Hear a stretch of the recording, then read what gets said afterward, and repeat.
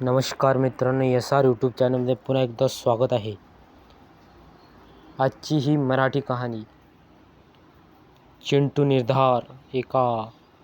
एका छोट्याशा गावात चिंटू नावाचा मुलगा राहत होता.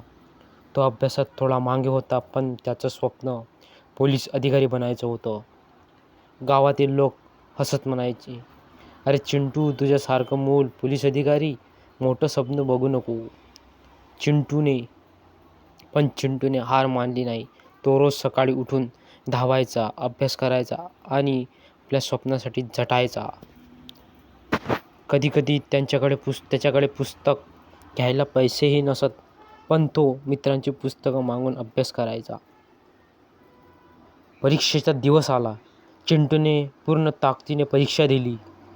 काही दिवसांनी निकाल लागला. संपूर्ण गाव थक्क झालं. चिंटूची निवड पोलीस अधिकारी म्हणून झाली होती. तेव्हा चिंटू म्हणाला, "लोक काय म्हणतात हे महत्त्वाचं नाही. आपण स्वतःवर किती विश्वास ठेवतो हे खरं महत्त्वाचं आहे." शिकवण: इतर काय म्हणतात याकडे दुर्लक्ष करा. प्रयत्न थांबवू नका. कितीही अडचणी आल्यात, स्वतःवर विश्वास ठेवा. यश तुमचं असेल.